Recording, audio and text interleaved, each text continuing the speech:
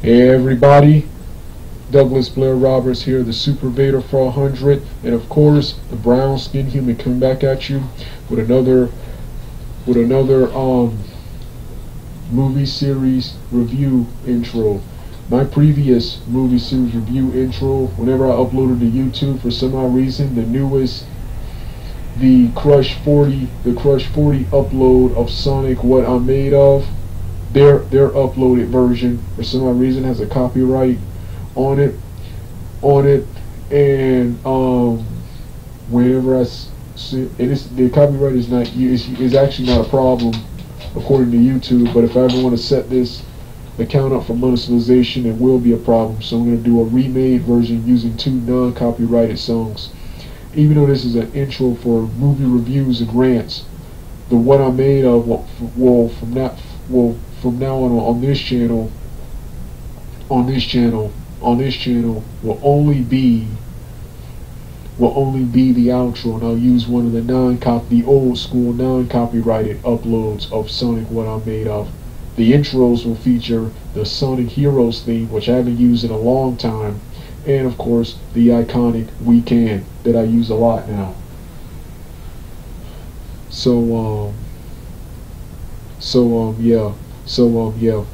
Everywhere on every other platform, the intros, I will use the old intro. So with that being said, let's get started right now.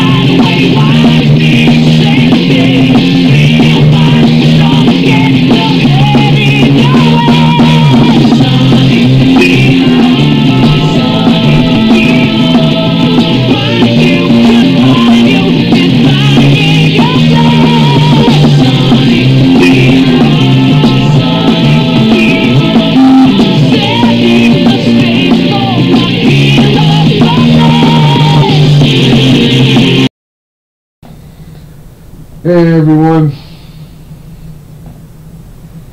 Douglas Blair Roberts here, the Super Vader 400, the brown skinned human, come back at you with another video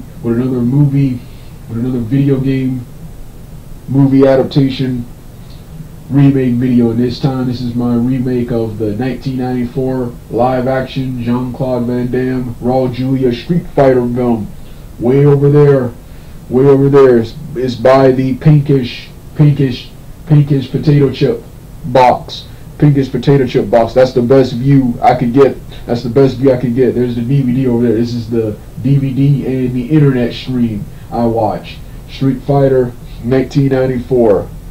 Street Fighter 1994 is one of my all-time best. Is one of my all-time favorite, best, and worst movies at the same time.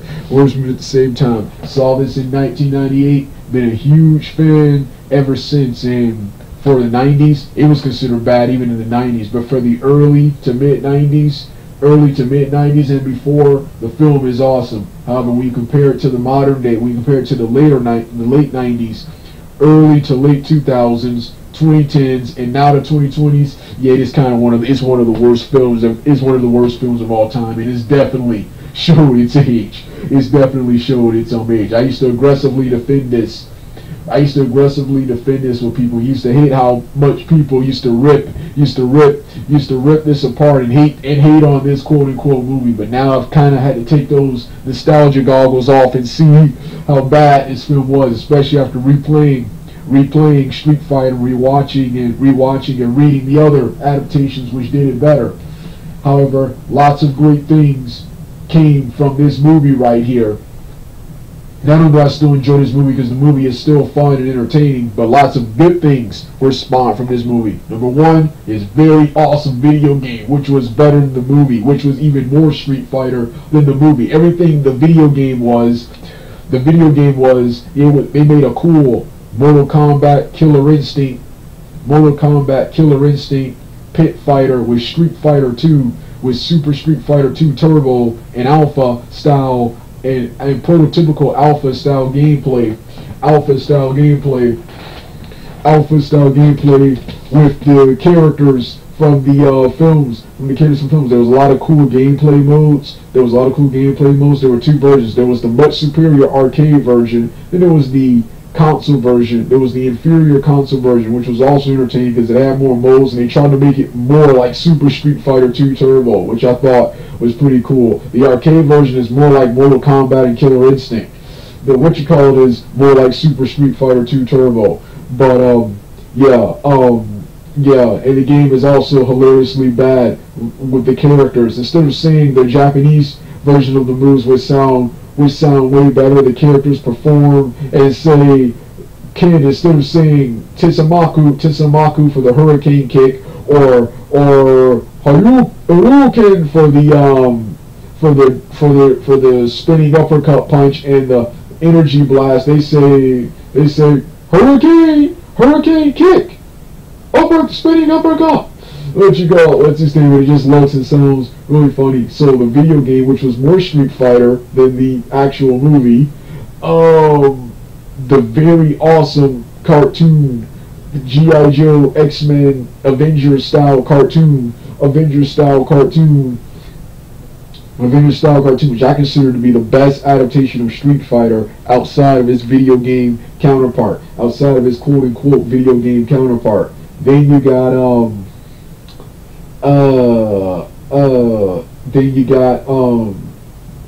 very cool comic book, and several memorable lines, memorable memes, like Bison's Tuesdays line, Guile and Bison saying their iconic video game catchphrases at the end, and Zangief's hilarious change the channel.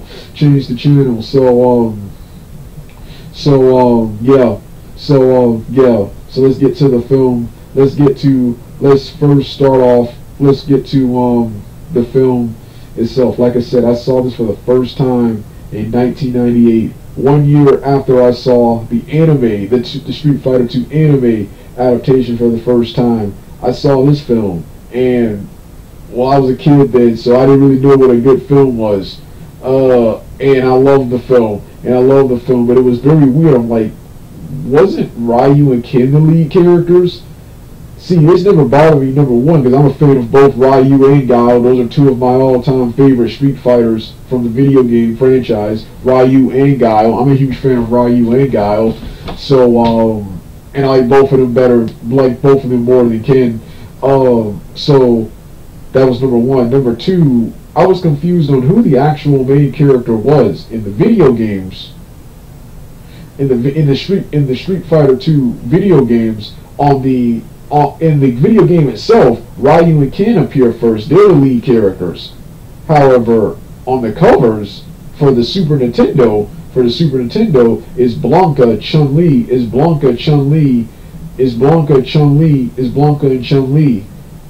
Then on the Sega Genesis cover, which is the one I have, that was the Street Fighter 2 I own their port, the Genesis port, Champions Edition. It was Guile and Bison fighting on the cover. It was Guile and Bison fighting on the cover. So I was like, who the main character was. Then it was even more weird when I watched it. I'm like, wait a minute, wasn't Balrog one of the bad guys? He's one of the final boss characters you fight. But here, he was one of the good guys.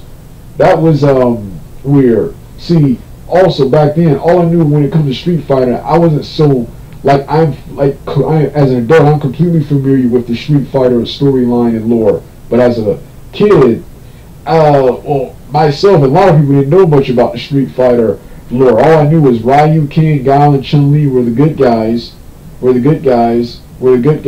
And Bison, Sagat, Vega, and Shadaloo were the bad guys, and the other characters were neutral, good guys, really unaffiliated with the four main characters right there. But yeah, that's all I knew about quote unquote Street Fighter. The Alpha series and later the Alpha and Third Strike series fleshed out this story more for me. Then I got to read the rest of the story on the various wiki websites to better learn what Street Fighter was about. And even to this day, I still have problems figuring out what's canon and not canon. Mostly because they went through so many changes and reckonings in the storyline and created so many games that it kind of makes it confusing. But that's the thing. That's the quote unquote thing. And it was nothing short of awesome. And I watched it again, and I finally got to rewatch it again. I've always wanted to see it again, and I finally got purchased the DVD in 2006, quote unquote 6, and then I was still a huge fan of it, starting with 2009, and especially in 2014, which was 2 years after the blockbuster Avengers. Yeah, the film started to show its age. I'm going to talk about all the great things about the film, then get to the negatives. Yeah, first I'll start with the great thing. Number one, I thought the cast for this film was phenomenal.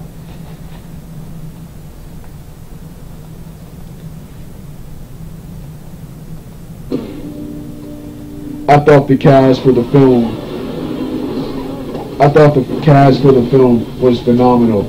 Jean-Claude Van Damme, well, I would have got someone else to play Guile, someone younger, unknown, but if I had to get someone major, I would have got either Dolph Lundgren or Gary Daniels. They have thick accents too, but their American accents are much better, and they are more badass. They are more manly and badass, and fit the role, the badassery of a Guile. Van Damme, I can see why he earned the role of Guile. His fighting style resembles Guile. He was basically the same age as Guile. Guile around the time of Street Fighter is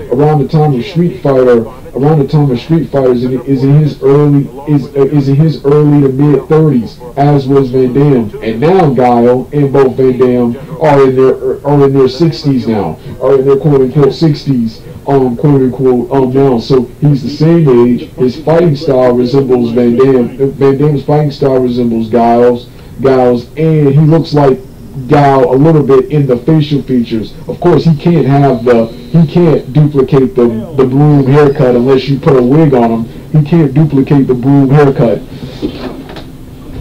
He can't duplicate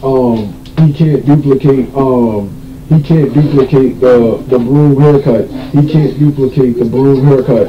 And yeah, he can't duplicate the broom haircut. But other than that, I can see why he captures the physical presence of Guile. However, Van Damme, he doesn't capture the badassery of Guile. He's too flamboyant and feminine to be Guile.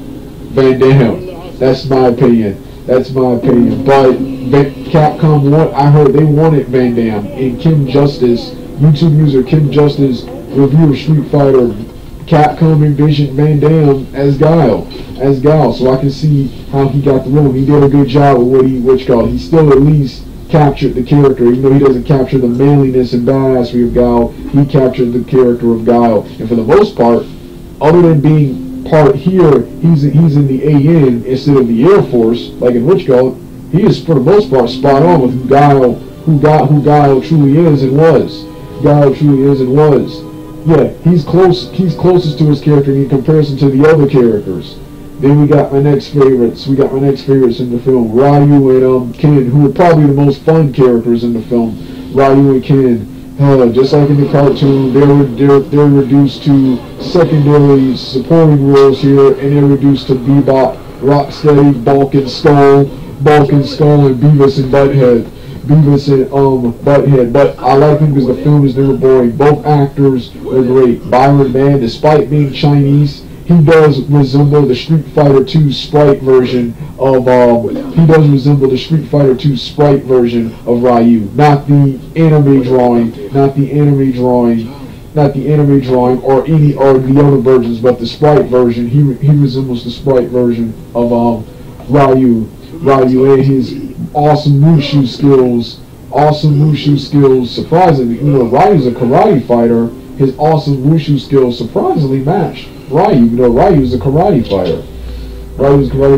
Damien Chapa looked like a good live action real version of Ken. He lacks Ken's iconic long hair, but the facial features, the costume, the facial features, personality, he was a great Ken Masters. Damien Chapa.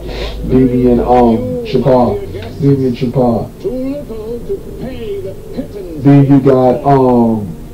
you got Chun-Li, Ming Na Wen, one of the other better characters, who's for the most part closer to her video game adaptation, except for the fact that she's a reporter in this film instead of an Interpol. The reporter thing was so genius in this film that I often forget that she isn't a reporter, that she's Interpol, that she's not a reporter. I remember that she's Interpol, but I often forget that she's not a reporter. Because this Ming Na Wen, apart from the reporter part, was so spot on with who Chun-Li was.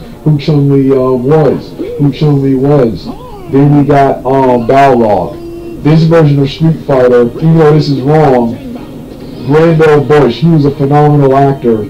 He's now retired from acting. That's why I said it was. He's now retired from acting. But Randall Bush was a phenomenal actor. This, in my opinion, is one of his best and one of my favorite roles of his as quote unquote Balrog. He was a great Balrog, and his version of Balrog, which is a good guy. This was actually my favorite version of Balrog. This version of Balrog, instead of being the violent, thuggish stereotype he is in the quote-unquote video games. Here, in his version, he's one of the good guys wanting revenge on Shadaloo for ruining his boxing career, quote-unquote boxing career, and helps assist the heroes. And while Balrog, while it is definitely inaccurate, they switch the roles. It's not too far from the games, because as you play the games more, especially as you get into 5, you see that Balrog, it really isn't evil. He's just motivated by money. He grew up on the streets and is motivated by money and stuff. He's not as shown to be as evil as the other Shadaloo enforcers. So that's quote unquote Balrog. And you got Honda. Apart from him being Hawaiian in this film, Peter Tsunavio, I can't remember to pronounce his last name, but he was a phenomenal Honda. He was a phenomenal quote unquote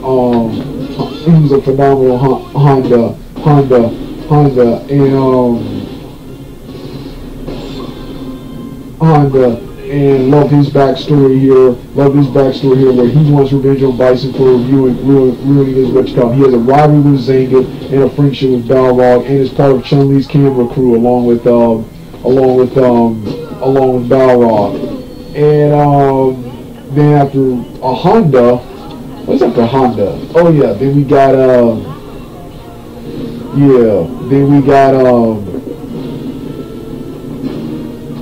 then we got the villains. I'm gonna get to the villains before then we got Zangief. I'm gonna do Zangief, the villains, then the new challengers. Who the new challengers got it worse. Let's start off with Zangief. Just like this Balrog, Zangief. Street Fighter live action film. One thing they can claim over every other adaptation of Street Fighter besides the comic books. This is the only version to get Zangief for the most part right and do him justice in the film. Zangief in the Street Fighter live action film. Zangief in the Street Fighter live action film is on the side of evil, is on the side of Bison, but in this film he's portrayed as being so stupid, so dumb that he can't see that his boss, Bison, is the enemy of justice and peace, and that all the soldiers from around the world have come around the world to stop him, as DJ tells him at the end of the film. But he was hilarious, always fun. And I like how he was hilarious, always fun. And I love Andrew Bryansky, who in the 2000s would portray the Leatherhead in the Texas Chainsaw Massacre remake. Was a phenomenal Zangief, and this remains one of my favorite roles from Andrew Bryansky, who I'm a huge fan of as an actor, and this is one of his best roles right here as Zangief in Street Fighter. We'll do what we can.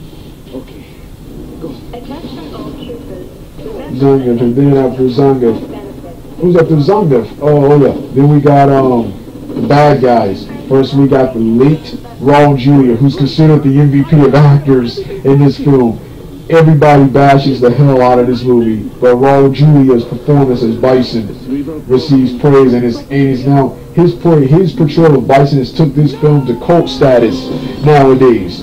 Raul Julia was a phenomenal Bison. However, he was a little bit miscast. I would have got someone younger. I wish we would have got someone younger, healthier to play Bison, but Raul Julia, younger and healthier to play Bison, but Raul Julia, I am glad he listened to his kids and chose to be part of this quote unquote film, which unfortunately was his final film, as he passed away before the film was quote unquote released, and the film is dedicated to him in his memory. At the end, there's even a resurrection scene which not only sets up a sequel that never saw the light of day, but it also was a tribute to Raul Julia, who passed away for this film. He was dealing with stomach cancer, and as such they had to make multiple changes to the character, including one is in the game, Bison is one of the most powerful characters in the Street Fighter lore. In this movie, he's still quite powerful, but he's weak in comparison to the other Street Fighters. He's strong in comparison to the soldiers and other weaklings, but he's portrayed here as an average fighter. Who easily gets his butt kicked by Guile in the film, and doesn't get and apart from a couple of shots, doesn't get the advantage again until he gets killed and brought back to life with his Psycho Power. He did this because Raul Julia was in terrible condition. He was dealing with stomach cancer. As you can see, Raul Julia in real life was quite big, but in this film right here, he was skinny. You can see because the stomach cancer was getting to him. The weight loss, yeah. I know you don't. The weight loss. Then we got him, but yeah, he was a phenomenal Bison. His version of Bison is one of my all-time favorites, and he resembles one of my all-time favorite Bisons. And that's the Super Street Fighter 2. That's the Street Fighter 2 Bison. I like the skinny Bison. Even though the bulkier one is more powerful and who is the true form of Bison, I like the skinny and medium-sized Bisons from Street Fighter 2 and the SNK franchise. Those are my favorite Bisons. Those are my favorite quote-unquote Bisons. And yeah, he captures Bison well, but I would have got someone younger to play Bison. Then you got Sagat, Wes Studi, the Indian Wes Studi was a phenomenal actor, was a phenomenal Sagat. everyone, I don't really mind his portrayal of Sagat being different from the video games because, well, at the time, Street Fighter Alpha hadn't come out yet. So this is before they better fleshed out Sagat's character. This was when when I played Street Fighter 2 for the first time, when I saw Sagat's eye patch and his menacing laugh, I immediately said, yes, this guy right here is one of the bad guys. He's tall, he's bald, has an eye patch, and laughs maniacally. This is one of the bad guys. I was surprised to see that he wasn't evil after all when I played the Alpha franchise, which better fleshed out his character. But this Street Fighter 94 movie was before all that, before they better fleshed out his character. So West Studio did a good job here, even though I would have got the villain from, I keep forgetting the actor's name, I think his name is Ernie Ray, something, I keep forgetting his name. But the bad guy from the movie Bender from Cyborg, 1980, Jean-Claude Van Damme's Cyborg, 1989, or Tong Po from Kickboxer would have been much better Sagat, in my opinion. Michael Sisti, who portrayed Tong Po in Kickboxer, they would have been better Sagats. They would have been better Sagats. They would have been better. They would have been better Sagats. But West Studio did a good job. Then you got Jay Tavar. Besides Chun-Li and Guile, this is the other closest character to his counterpart. My boy Vega, Jay Tavar portrays Vega. Vega only speaks like twice in this film. Once when Bison captures the Street Fighters, he says off screen, I told you we couldn't trust him. And then later during the street fight with Ryu and Ken, he said, when he cuts Ryu's shirt open, he says, where were we? But he was awesome. Jay Tavar portrayed his role well. Very well. And between him and Taboo, I think that's his name, Taboo from the Legend of Chun-Li, who portrayed Vega in the Legend of Chun-Li movie. This Vega, in my opinion, Jay Tavar's Vega was much cooler. This Vega. But yeah, and then after Vega, so yeah, then we got the new challengers. Oh no, before we get new challengers, then we got Blanca and Charlie, who they made into one character. This is inaccurate. This is one of the most infamous decisions this movie made. But you know what? Just like with Chun-Li's Interpol, this was so unique and genius that guess what? I often forget that Blanca and Charlie are not the same nowadays. I often forget after returning to the original Street Fighter that those two are not the same. But yeah, it sucks this film was low budget as Blanca couldn't do all of his cool moves from the game. But yeah. Then you got the new challengers. The new challengers got it the worst. The original 12 Warriors, their roles for the most part were pretty cool. The new challengers kind of got it the worst. First, let's start off with T-Hawk. T-Hawk, he was just a Native American version of Guile. And was Guile supported it. That was his role throughout the entire film. I didn't even recognize him my first time going around in '98. I didn't even recognize him. But this was before I was introduced to the. This was after. Yeah, I was introduced. This is when I played Alpha.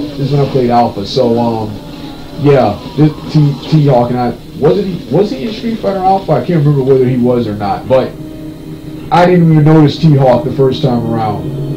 But Steven D'Souza, the guy who directed this, said T-Hawk was his least favorite character in the Street Fighter lore.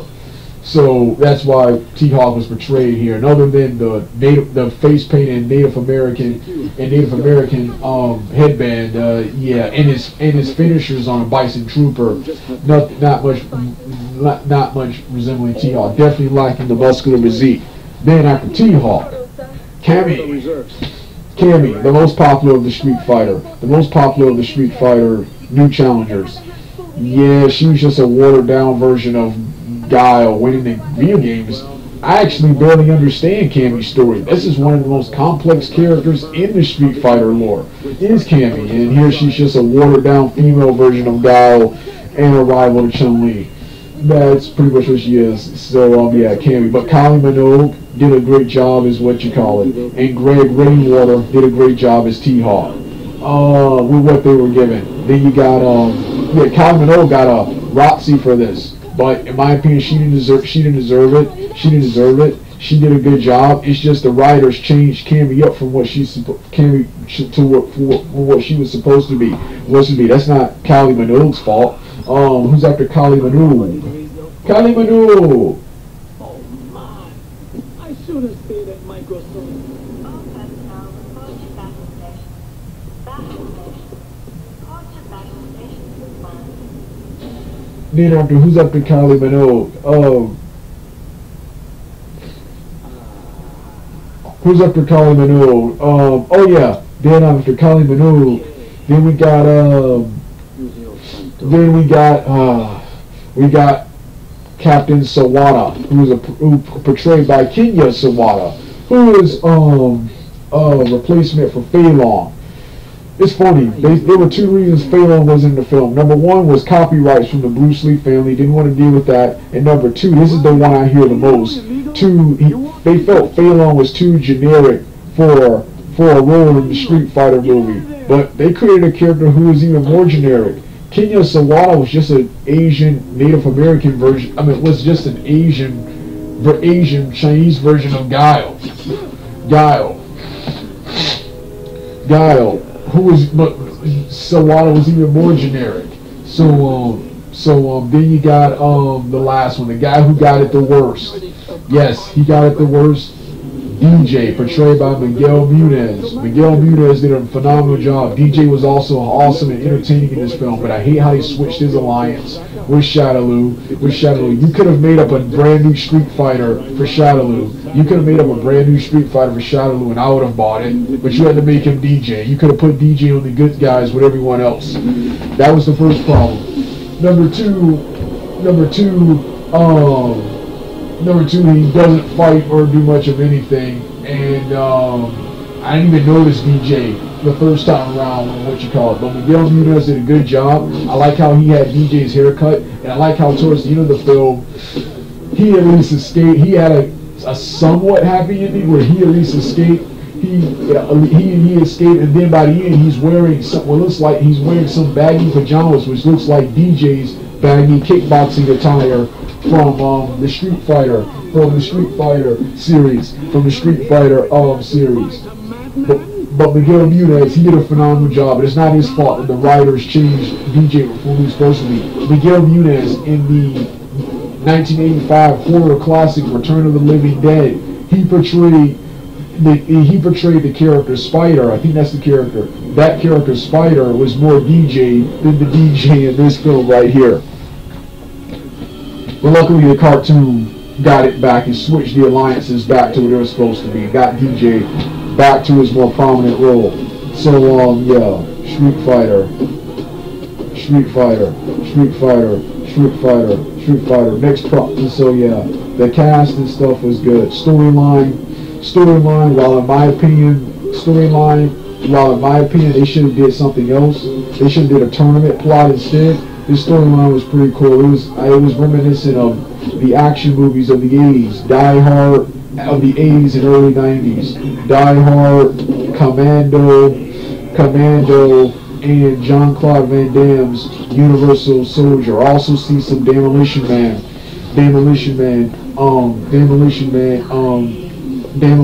in here. It just sucks that they want in James Bond. They wanted in James Bond and the G.I. Joe cartoon. They wanted an action adventure movie with Bison kidnapping multiple soldiers and Guile leading a ragtag of street fighters to infiltrate the city of Shadaloo to rescue the hostages and bring down Bison. To do this, he arrests and negotiates Ryu and Ken and infiltrates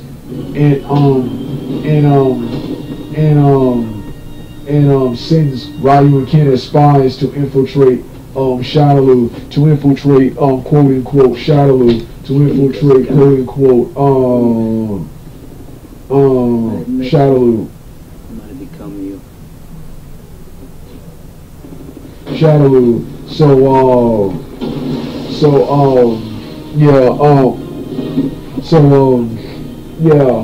That's the plot of the quote unquote movie, quote unquote movie.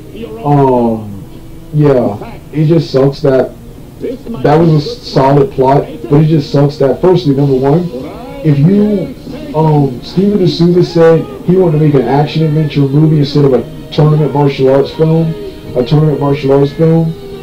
if you wanted to make an action adventure film, you should have left Street Fighter alone. You should have made a tournament film. He claimed he didn't want to make a tournament film with fantasy, with chi and mysticism, like you saw, because he said the previous two films, Super Mario Brothers and Double Dragon had that, and what you call it, Street Fighter is not Double Dragon and Super Mario Brothers. They're similar to those, but they're not those. Street Fighter would have been really more successful. You saw Mortal Kombat do it, and they were more successful. They're to this day still considered the best video game based movie. They got some negative bash from critics, but they were considered for the most part, they were the most decent video game adaptation. It worked for Mortal Kombat. Why couldn't we do it here with Street Fighter 94? What was next? So yeah, you should have left it alone. It sucks how all of the martial arts B movies, Heat Seeker, Shoot Fighter Part 1 and 2, Blood Fist 1 and 2, Blood Match, Jean-Claude Blood Sports 2 and 3, even Jean-Claude Van Damme's, in my opinion, crappy, overrated 1988 Bloodsport movie, and his much superior Kickboxer movie, and the rest of the Kickboxer sequels. All of those were more Street Fighter, and even a little bit of Mortal Kombat than the actual Street Fighter and Mortal Kombat movies. Mortal Kombat quote unquote movies. The third problem was the Street Fighters. Only when they're fighting each other and the weak Bison troopers who are cannon fodder did the Street Fighters feel powerful. Other than that, they appear to be normal people. When in the games, they are superhumanly strong with these powers. They had the ability. Balrog killed Dhalsim's elephant with one punch. The Street Fighters can smash cars, bricks with their bare hands, bricks and barrels with their bare hands and feet. And here we didn't see much of that. We got brief glimpses of that with Bison's Psycho Power and Ryu's Hadouken and Ken's Shoryuken when he didn't jump whatsoever. Fight choreography was okay, but there isn't a whole lot of action. There isn't a whole lot of action, but the fight choreography was okay, with the best scenes being, with my opinion, the best fight scene and the best scene being Gallows versus Bison, followed by everything else. Yeah. Jamaica, here I come. Here we come. 40 seconds until turning countdown. Yeah, other changes I like. I consider Release a good alternate world Street Fighter. I like Ryu and Ken. They switched the rivalries. Ryu fused with Vega and Ken fused with Sagat. And as Ken not met Sagat, he would become Sagat. That was an interesting dynamic right there. Honda and Zangief, I love theirs. I love their hilarious Godzilla fight scene in Honda doing the 1,000 slap. Zangief's memorable first quick change the channel, and then when Zangief sees DJ, he points and says, DJ, why are you on a uniform? The enemies of peace and justice are at our wall. And DJ says, are you totally demented, man? Our boss is the enemy of peace and justice. Everyone has come from all around the world to stop him. If you're smart, you save your own ass. You're smart, you save your own team. Then DJ says, Zangief says, you got paid, and he has that one cool hero moment at the end and joins the good guys. And then,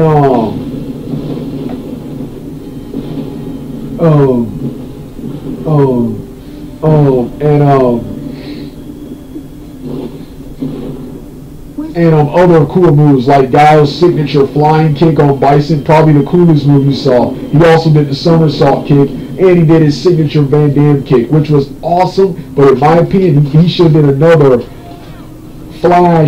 somersault flash kick or a sonic boom into the monitor. I think that would have made the ending way cooler. Way cooler. So,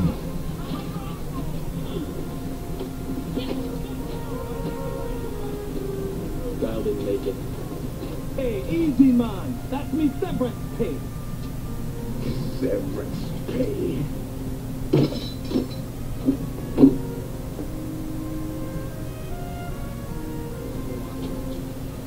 So, You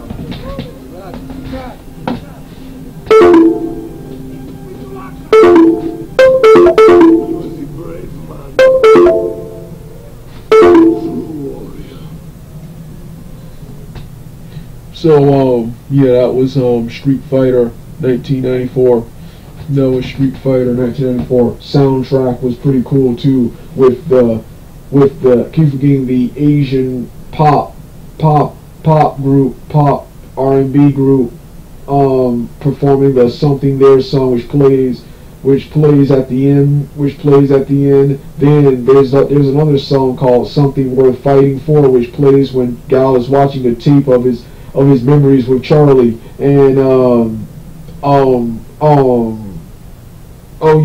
MC Hammer's, Ice Cube's Street Fighter, one of my favorite songs from Ice Cube, which is at the Ryu and Vega cage fight in the beginning. And of course, what was that other song? MC Hammer's, my boy MC Hammer's Straight to My Feet. And there's even a cool music video associated with that song. Yeah. So Street Fighter 1994, still exciting to watch today. Still exciting, quote unquote, to watch today, man. Yeah.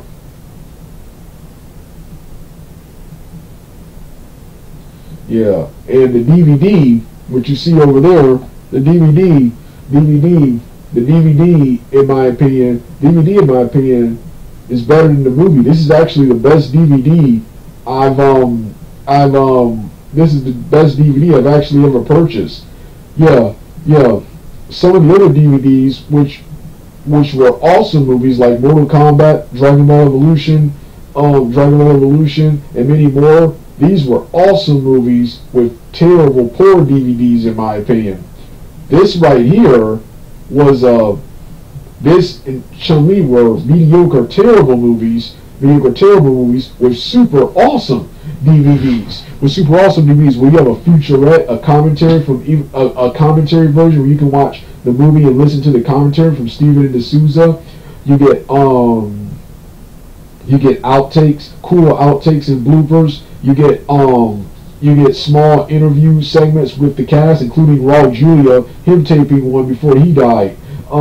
You get several cool TV spots, with one having footage from the video game. The TV spot trailers were better than the actual trailer. The first trailer was okay. But when you watch the trailer, it doesn't feel like you're watching Street Fighter. The other trailers and TV spots felt like Street Fighter, and footage of their cool interactive arcade game. Yeah.